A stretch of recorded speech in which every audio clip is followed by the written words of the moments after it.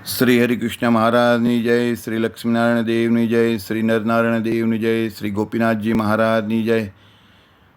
વડતાલ ગાદીને શોભાવતા પરમ પૂજ્ય ધર્મ ધુરંધર 1008 સનાતન આચાર્ય મહાસમર્થ આચાર્ય વિદ્યમાન આચાર્ય ગુરુ શ્રી અજેન્દ્ર પ્રસાદજી મહારાજની જય.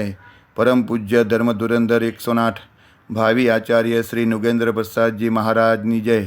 સમગ્ર ધર્મકુળ ભક્તિકુળ ભગવાનના વાલા સર્વે મુક્તો સર્વે સંતો ભક્તોના ચરણોમાં કોટી કોટી સાષ્ટાંગ દંડવટ વંદન પ્રણામ સાથે સૌ ભક્તોને જય સ્વામિનારાયણ. ગરડા મધ્ય પ્રકરણનું 64મું વચનામૃત. વળી મુક્તાનંદ સ્વામીએ દરબાર દાદા ખાચર અને બધા હરિભક્તોની આગળ જે વાત કહી હતી તે વાત જેમ છે તેમ હું લખું છું. સંવત 1881ના પોષ સુધી સાતમને દિવસ સંસારના દુઃખરૂપ બંધનને ટાળનારા એવા સ્વામી શ્રી સહજાનંદજી મહારાજ શ્રી ગરડા મધ્યે દાદા ખાચરના દરબારમાં શ્રી વાસુદેવ નારાયણના મંદિરની ઓસરીએ જે પલંગ ઉપર ગાદી તકિયા બિછાવ્યા હતા તેના ઉપર ઉત્તરાદેવ મુખારવિંદે બિરાજમાન થયા હતા અને સર્વ શ્વેત વસ્ત્ર ધારણ કર્યા હતા અને પોતાના મુખારવિંદની આગળ મુનિ તથા દેશ દેશના હરિભક્તની સભા ભરાઈને બેઠી હતી. અવતારીના ભેદની વાત. પછી સ્વયં પ્રકાશાનંદ સ્વામીએ શ્રીહરિને પ્રશ્ન પૂછ્યો કે હે મહારાજ, ભગવાનના જે અવતાર છે તે બધાય અવતાર સરખા છે કે તેમાં કંઈક અધિન્યૂન ભાવ છે? પછી શ્રીજી મહારાજ તે મુનિ પ્રત્યે બોલ્યા છે, અમે વ્યાસ મુનિના કરેલા બધા જ ગ્રંથોને સાંભળ્યા અને પછી પૂર્વાપરનો વિચાર કરીને વારંવાર જોયું ત્યારે તેમાંથી અમને એમ સમજાયું છે કે જે મત્સ્ય અવતાર, કુર્મ અવતાર, વરા અવતાર અને નૃસિંહ અવતાર આદિ જે ભગવાનના અવતાર છે તે સર્વે અવતારના અવતારી તે શ્રી કૃષ્ણ ભગવાન છે. પણ બીજા અવતારની જેમ શ્રી કૃષ્ણ ભગવાન અવતાર નથી, તે તો હંમેશા અવતારી જ છે. એવા શ્રી કૃષ્ણ ભગવાન કહેવાય છે. એવા જે શ્રી કૃષ્ણ પ્રભુ તે આપણા ઈષ્ટદેવ છે અને તેમના ચરિત્ર શ્રીમદ ભાગવત પુરાણના 10મ સ્કંદને વિશે સંપૂર્ણપણે કહ્યા છે. માટે જ આપણા ઉદ્ધવ સંપ્રદાયને વિશે અમે 10મ સ્કંદને અતિશય પ્રમાણ કર્યો છે અને બીજા જે સર્વે અવતાર તે પણ શ્રી કૃષ્ણ ભગવાનના જ છે એમ કહ્યું છે. માટે એ અવતાર અને એ અવતારના પ્રતિપાદન કરનારા જે ગ્રંથ છે તે સર્વને આપણે માનવા એમ અમે કહીએ છીએ.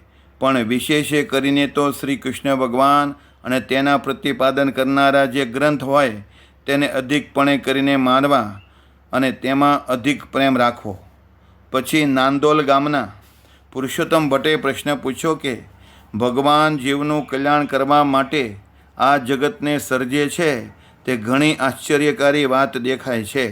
કેમ જે તે વિશ્વ ન રચ્યું હોય અને માયાના ઉદરમાં જીવ હોય તેનું ભગવાન કલ્યાણ કરવા ધારે તો તે શું ન થાય?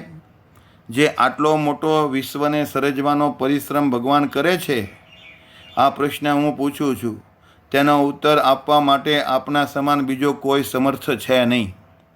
પછી શ્રીજી મહારાજ પ્રસન્ન થઈને બોલ્યા છે, ભગવાન શ્રી કૃષ્ણ પુરુષોત્તમ છે તે તો રાજાધિરાજ છે અને અખંડ મૂર્તિ છે.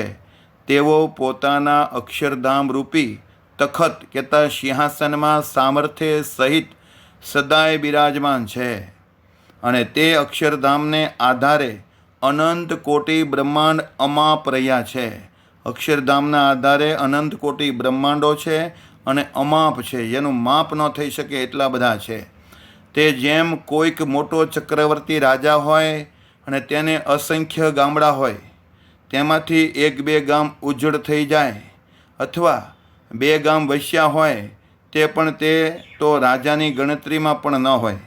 નવા બને અથવા નાશ પામી જાય એ રાજાની ગણતરીમાં પણ ન હોય. તેમ શ્રી કૃષ્ણ ભગવાન તે અનંત કોટી બ્રહ્માંડના પતિ છે.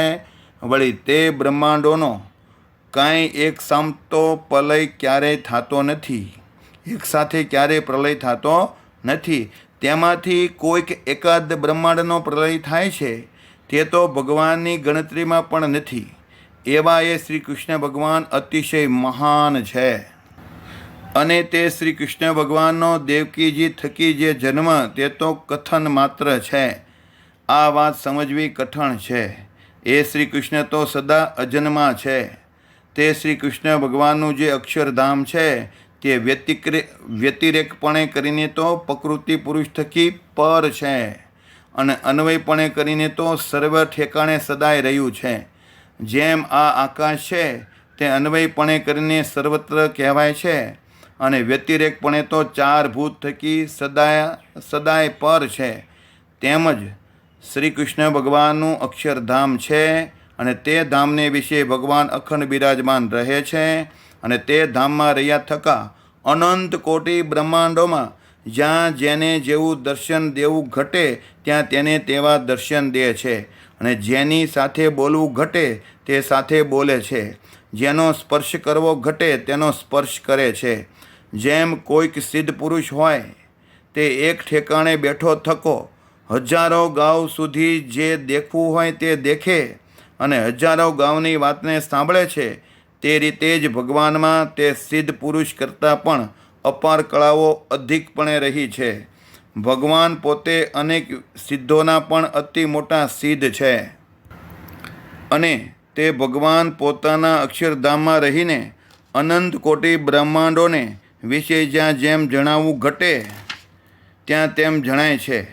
ભગવાન જેવા ધામમાં રહ્યા છે તેવા જ અહીં જણાય છે, પણ તેમાં કાંઈ અધિક ન્યૂનપણું હોતું નથી, ક્યાંય વધારે ને ઓછું એમ હોતું નથી. શ્રીહરિ પોતે તો હંમેશા પોતાના અક્ષરધામમાં જ છે અને તે અક્ષરધામ રૂપી એક ઠેકાણે રહ્યા થકા જે અનંત ઠેકાણે જણાય છે તે તો પોતાની યોગ કળા છે. જેમ રાસમંડળને વિશે જેટલી ગોપીઓ હતી તેટલા જ પોતે રૂપ ધાર્યા હતા, માટે એક ઠેકાણે રહ્યા થકા જે અનંત ઠેકાણે દેખાવું એ જ ભગવાનની યોગ કળાએ કરીને વ્યાપકપણું છે. પણ આકાશની પેઠે અરૂપપણે કરીને વ્યાપકપણું નથી. અને જે ભગવાનની યોગ માયાએ કરીને 50 કરોડ યોજન જે પૃથ્વીનું મંડળ છે તે પ્રલયકાળને વિશે પ્રમાણરૂપ થઈ જાય છે અને તે કોઈના કળામાં પણ આવતું નથી. અને તે જ ભૂમિ પાછી સૃષ્ટિકાળને વિશે પરમાણુમાંથી વિશાળ 50 કરોડ યોજનની થાય છે અને જ્યારે ચોમાસું આવે છે ત્યારે ગાજવીજ થાય છે અને મેઘની ઘટાઓ થાય છે. એ આદિક જે સર્વે આશ્ચર્ય તે ભગવાનની યોગ માયાએ કરીને થાય છે. એવા જે શ્રી કૃષ્ણ ભગવાન તે મુમુક્ષુને માટે સર્વે પ્રકારે ભજન કરવાને યોગ્ય છે એમ જાણવું. તે શા માટે? તો બીજા જેટલા અવતારો થયા તેને વિશે તો એક કે બે કળાનો પ્રકાશ હોય છે અને શ્રી કૃષ્ણ ભગવાનને વિશે તો સર્વે કળાઓ રહી છે. માટે શ્રી કૃષ્ણ ભગવાન તો રસિક પણ છે અને ત્યાગી પણ છે તથા જ્ઞાની પણ છે અને રાજાધિરાજ પણ છે. વળી પોતે કાયર પણ દેખાય છે અને અપાર શૂરવીર પણ છે, તેમજ અપાર કૃપાળુ પણ છે અને યોગ કળાએ કરીને યોગ કળાને વિશે ઘણા પ્રવીણ પણ છે. વળી તેઓ અતિશય બળિયા પણ છે અને અતિશય છળિયા પણ છે. માટે સર્વે કળાએ સંપન્ન તો એક શ્રી કૃષ્ણ ભગવાન જ છે, તેના સમાન બીજો કોઈ દેખાતા નથી. અને તે શ્રી કૃષ્ણ ભગવાનનું જે અક્ષરધામ છે તેને આશ્રિત જે અનંત કોટી બ્રહ્માંડ છે તે સદાય રહે છે. તેમાંથી જે બ્રહ્માંડની 100 વર્ષની આવરદા પૂરી થાય ત્યારે તે બ્રહ્માંડનો નાશ થાય છે, પણ તેને કરીને કાંઈ સર્વે બ્રહ્માંડનો નાશ થતો નથી. માટે પ્રલયકાળમાં જ શા સારું કલ્યાણ કરવું જોઈએ? સર્વે બ્રહ્માંડો વસીને સદા રહ્યા જ છે. તો આ રીતે તમારા પ્રશ્નનું સમાધાન અમે તપાસ કરીને ચોક્કસ રૂપમાં કર્યું છે. આવી રીતે શ્રીહરિએ પરોક્ષપણે પોતાના પુરુષોત્તમપણાની વાત કરી તે સાંભળીને સર્વે હરિભક્તોએ એમ જાણ્યું જે શ્રી કૃષ્ણ ભગવાન કહ્યા તે જ આ ભક્તિ ધર્મના પુત્ર શ્રીજી મહારાજ પ્રગટ પ્રમાણ છે એમ સૌએ ડર કરીને જાણવું. પૂર 28મું તરંગ 79 ગરડા મધ્ય પ્રકરણનું 65મું વચનામૃત. વળી મુક્તાનંદ સ્વામીએ દરબાર દાદા ખાચર આગળ બધા હરિભક્તોની આગળ જે વાત કહી તે વાત જેમ છે તેમ લખું છું. સંવંત 1881ના પોષ સુધી એકાદશીને દિવસ ભક્તજનોના દુઃખને હરનારા સ્વામી શ્રીજી શ્રી સહજાનંદજી મહારાજ શ્રી ગરડા મધ્યે દાદા ખાચરના દરબારમાં વાસુદેવ નારાયણના મંદિરની સમીપે તે વખતે પલંગ ઉપર બિરાજમાન હતા અને સર્વ શ્વેત વસ્ત્ર ધારણ કર્યા હતા અને પોતાના મુખારવિંદની આગળ મુનિ તથા દેશ દેશના હરિભક્તની સભા ભરાઈને બેઠી હતી. પછી શ્રીજી મહારાજ બોલ્યા, જે સૌ સભા સાંભળો, અમે ભગવાનની વાર્તા કરીએ. ત્યારે તાલ પખાજ લઈને સંતો કીર્તન ગાતા હતા તે બંધ રહ્યા અને સર્વે હાથ જોડીને સાંભળવા બેઠા.